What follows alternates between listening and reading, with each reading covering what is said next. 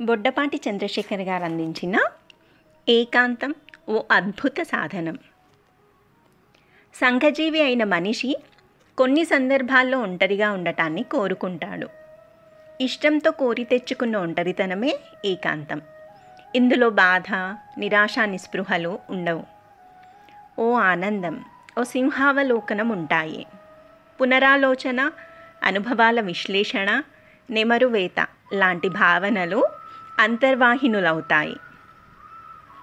యోగులకు, సాధకులకు ఈ ఏకాంతం ఎంతో అవసరమైంది, ముఖ్యమైంది.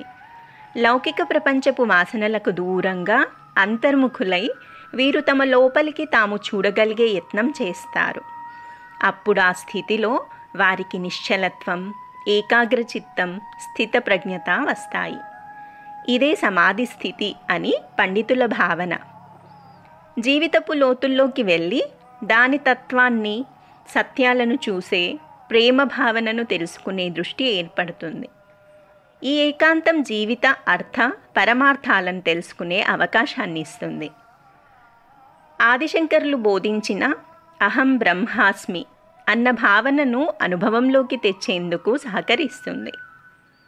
సత్వసాధనకు, సత్యశోధనకు ఇది సుగమమైన మార్గం. ఒంటరితనం, ఏకాంతం రెండూ ఒకటి కాదు. ఎవరూ లేకుండా ఒక్కరూ ఉండటమే ఈ రెండింటిలో సామ్యం. అంతే. ఒంటరితనంలో చింత, ఏకాంతంలో చింతన.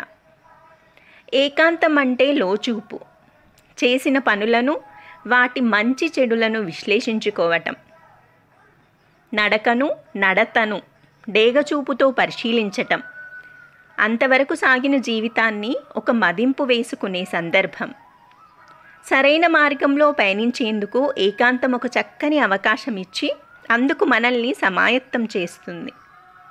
రచయిత కలం నుంచి వెలువడిన ఒక సృజనాత్మక రచన పాఠకులను అక్షర జగత్తులో విహరింపచేస్తుంది. కానీ ఆ అద్భుత సృష్టి జరిగే వేళ ఆ రచయిత ఒంటరే.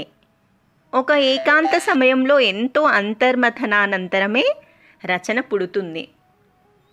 ఈ ఒంటరితనం రచయిత కావాలనుకున్నదే. ప్రజల బాహ్య దృష్టిలో అతడు ఒంటరిగా ఉన్నాడన్న భావన కలుగుతుంది. కానీ అతడు తన ఆలోచనలతో, తన ఊహల సమూహంలో ఉంటాడు.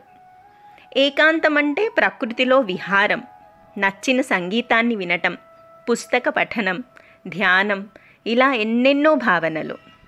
అది ఒంటరితనమే కానక్కర్లేదు, సామూహికం కావచ్చు. జీవితపు ఉరుకుల పరుగులలో తన కుటుంబ సభ్యులతో, ఆత్మీయులతో సంభాషించే సమయమే చిక్కదు. అప్పుడు వారితో మాత్రమే గడపటం కూడా ఏకాంతమే. ఏకాంతం కలత చెందిన మనసులను తేటపడుస్తుంది. భగవంతుణ్ణి ప్రార్థించే వేళ ఈ ఏకాంతం భక్తుల దృష్టికి ఏకాగ్రతను, మనసుకు స్థిరత్వాన్ని ఇస్తుంది, మనోనైర్మల్యాన్ని ఇస్తుంది. సర్వోపగతుడైన ఆయనను మనోసీమలలో దర్శించేందుకు ఏకాంత అద్భుత సాధనం. అంతర్ముఖ చిత్తులమై ఆ దేవదేవుని చింతనకు, సృష్టిలోని అణువణువున ఆయన రూపాన్ని కాంచటానికి ఏకాంతం ఎంతగానో తోడ్పడుతుంది. మౌనస్థితిలో లౌకికానందాలను వీడుతూ ఆ విశ్వరూప భావనను అవగతం చేసుకుంటాం. అసలైన ప్రేమ అనుభవైక వేద్యమవుతుంది. అది గొప్ప ఆనందయోగం. అదే బ్రహ్మానంద స్థితి. అదే దైవం. ఏకాంతానికున్న శక్తి అటువంటిది.